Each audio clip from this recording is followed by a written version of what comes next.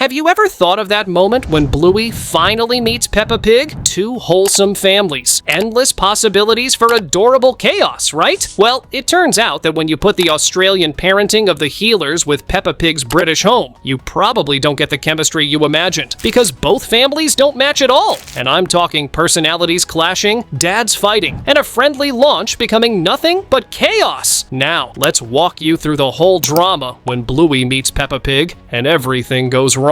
Ever met that kid who thinks it's a crime to have a little bit of? Well, that's Peppa trying to manage the Healer family. The second they hit that mud puddle, she's out there with clipboards. Okay, imaginary clipboards, but still, she's got assigned roles, strict rules, and actual time limits for splashing around. I'm talking about corporate level management here, but Bluey doesn't even acknowledge that rules exist.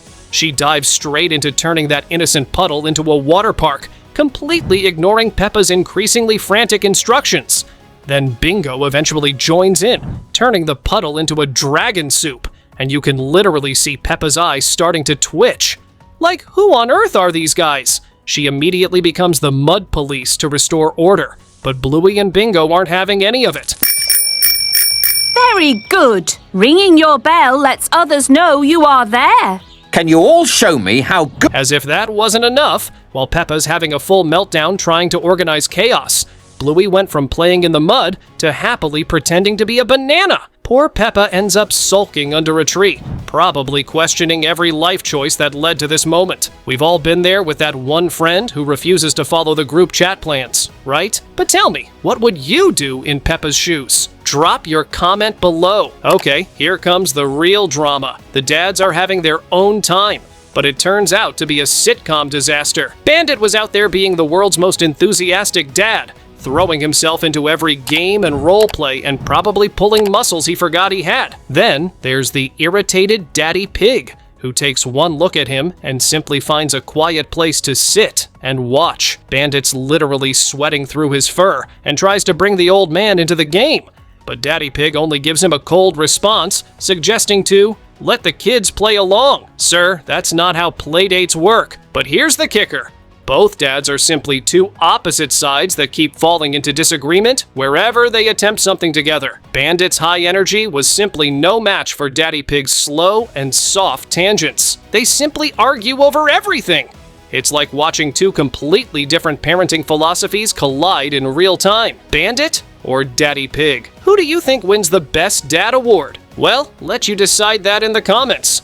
You know how some kids just have that natural charm that makes everyone instantly love them? That's Bingo right now, and Peppa is not having it. George, who usually treats Peppa like she's the coolest thing since hot pizza, suddenly abandons her to follow Bingo around like she's dispensing free candy. Peppa's standing there trying to rally troops for princess games and getting absolutely zero interest. Meanwhile, Bingo is casually inventing her usual magical tree spirit game and getting praised by both sets of parents. You could see the jealousy radiating off Peppa like heat waves in a desert. So what does our little pink protagonist do? Starts copying everything Bingo does, but with the subtlety of a freight train, hoping to reclaim the spotlight. When that backfires, she storms off, starts her own solo game, and declares herself queen of everything. It was so dramatic that, I'll tell you, even Princess Elsa will be jealous of that act. Now, Bingo eventually tries to include her in the game, but Peppa's too busy having her main character moment. She's claiming she's perfectly fine alone, while plotting her silent revenge. The embarrassment right there is real, people. Remember that magic xylophone Bluey had? Yeah, George finds it. And honestly, giving a toddler magical powers was always gonna end badly. He accidentally freezes Daddy Pig mid-conversation, and instead of fixing it, he simply hurries away, laughing. Now that's some toddler energy right there. Bluey and Bingo think it's really hilarious and disappear, leaving George to contemplate his life choices. But because he's basically a little man with tiny little legs, he crashes into Chili's precious flower pot that she had carefully decorated, shattering it across the floor. Now you'll be wondering, how worse could this even get? At this point, Peppa blames Bluey for giving him the xylophone in the first place. Bluey argues back at her, Chili tries to calm things down, and Bandit, because he's Bandit, chooses this as the perfect time to make his theoretical physics jokes. George gets overwhelmed by the whole thing and lets out the most ear-piercing wail in animation history, triggering everyone else into panic mode. They ended up banning the xylophone forever, which honestly should have been the first rule of magical instruments. Some toys are just too powerful for unsupervised toddlers. You know, and if you don't hit that subscribe button right now, we'll have George freeze you with your hand in a cookie jar. Now reality starts breaking down. The animation styles begin having their own existential crisis. Peppa's trying to exist in Bluey's world, but she's designed for completely different physics. She's literally floating above the ground like some kind of cartoon ghost. Somehow, George's outline keeps glitching between thick and thin like a broken video game character. Bluey and Bingo randomly lose their shading and start looking like they're having an out-of-body experience. When Peppa tries using the stairs, she moves like she's lagging on a bad internet connection. It seems like the backgrounds can't decide which show they want to be from. 1 second, it's bright Australian sunshine. The next, it's gloomy British weather. Eventually, the whole system gives up, and everything turns into a white void. It's like watching two different art styles have a fist fight. And honestly, nobody wins.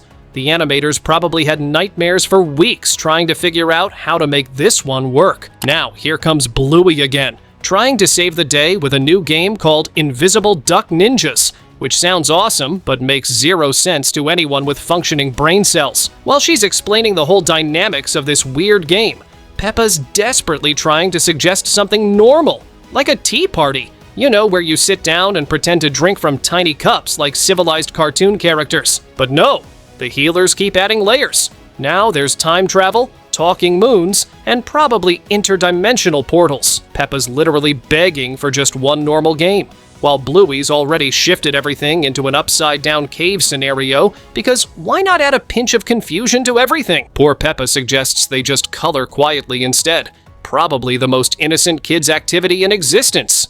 But none of the girls backed her on this one. Peppa's sulking in one corner, while the healers disappear to try out some crazy adventure. What Peppa simply struggles to see here is that sometimes personalities just don't mesh, and things can go south. But that's okay. Now pause and think for a second. If you've ever felt overwhelmed by other people's games, hit the like button. During what should have been a scavenger hunt, Daddy Pig really did the impossible, getting lost in a suburban backyard. This man wanders off looking for shade and somehow ends up in someone else's garden, genuinely convinced he's still near the house. I have to say, this one's hilarious. Eventually, Bandit finds him tangled in a neighbor's hammock, claiming he was conducting nature research. Sure, mate, that's definitely what happened. They untangle him and start the journey back. But guess what? He spots a lizard and immediately wanders off again. By the time they recover him, he's covered in leaves and carrying a pine cone he believes to have some magical powers of some sort. At this point, they all agreed to tie a balloon to his shirt, like he's a toddler at a county fair, so they don't lose track of him again. And that kinda worked. We always have that one person who always gets lost, and maybe even forgets their way back to their own house. Now, this time, the two quietest kids decide to team up. We already know how it ends. Bingo and George seem to have bonded quickly over their love for animal noises and decide every garden gnome needs to become a dinosaur villager living in the bathtub, because what else could a toddler think of? Then George decides to teach Bingo advanced pig snorting techniques, while she, in turn, teaches George how to howl like a wolf. But they aren't done yet. They declare themselves mud twins and launch into the laundry basket like they're competing in a cartoon Olympics. Next, they're creating abstract art on kitchen walls using whatever they can find. Yogurt, watercolors, juice, you name it. By the time anyone notices, both families look like they've survived a food fight with some tiny little artists. And somehow, the two most well-behaved kids just proved that even the quiet ones are capable of pure chaos. Never underestimate these guys. Chili sees this whole situation spiraling really quickly and decides to be the adult. She sets up a peaceful meditation session with breathing exercises and gentle music. Fair enough, right? Wrong. She had absolutely no idea that calmness really doesn't exist here. Peppa immediately complains the music is too weird, while Bluey uses the quiet moment to start her own dance party. Chili's tactics obviously weren't working, so she tried storytelling instead. George decides this meditation circle needs more barking, and everything collapses like a pack of cards. Peppa goes back to correcting what everyone's doing wrong. And you know what Chili does? She simply lies down on the grass and declares herself officially on break. The kids are just too overwhelming. She simply taps out completely. Sometimes, the only winning move is not to play. And honestly, Chili had just the right idea. Sometimes you just gotta embrace the chaos or become one with the ground. At this point, they attempt Duck Duck Goose. Probably the most straightforward game ever. What could go wrong? Everything. Bluey starts running before anyone even tags her because patience is overrated. Peppa frantically explains the rules, while George just randomly taps people with zero regard for how the Duck Duck Goose game is played. Bandit tries to help by encouraging them to act like a goose instead, and that immediately destroys any chance of playing the actual game. Now everyone's just honking and flapping around like they're auditioning for a barnyard musical. Daddy Pig refuses to run because, well, to him, it's undignified, which causes a massive pileup when everyone crashes into him. Since that isn't working, someone introduces mud puddles, and now half the players look like they've been mud wrestling. Bingo's scoreboard, too, is already smeared with the sticky mud. So nobody knows who's winning anymore. Peppa finally storms off, declaring it the most disorganized fun of her life. Harsh words? But you can't blame her, can you? When you're trying to play a simple circle game and it turns into mud wrestling, you totally lose it. And maybe she has a point. Some games just aren't meant for crossover episodes like this. Things get worse when they try group storytelling. Peppa claims the right to be the storyteller because she has the most proper voice, while Bluey insists stories need dramatic sound effects and obviously some barking to spice up the atmosphere. They start telling completely different stories simultaneously, and nobody knows what's happening anymore. Bandit tries being the diplomatic referee by narrating both versions at once, but just ends up confusing himself and talking in circles.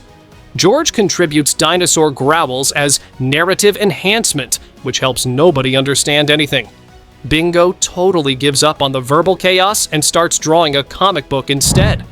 In the end, every single character tells their own interpretation of the same story. It's like watching 5 different movies at once, but none of them make sense, and they're all talking over each other. You know when you're in a group chat and everyone's responding to different messages at the same time? That's this entire scene, but this time with cartoon characters and way more dramatic flair. Sometimes, too many storytellers do spoil the story. The cultural differences between both families hit hard when snack time arrives. Bluey excitedly presents fairy bread, basically white bread, butter, and rainbow sprinkles. And the Pig family stares like she's serving an alien dish. Peppa counters with proper marmalade sandwiches, but Bingo quietly hides hers under the couch because there's no way she's eating that.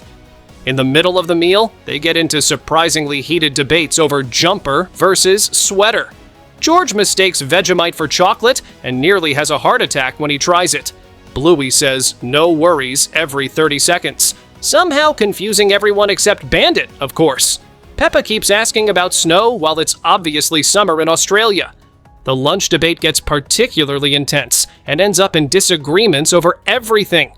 How the bread is tasteless, or the broth is too salty, or Bingo won't just stop talking about everything that crosses her little mind. It's like watching 2 entirely different worlds try to share a meal. Sometimes cultural exchange looks great on paper, but gets messy when you actually mistake Vegemite for chocolates.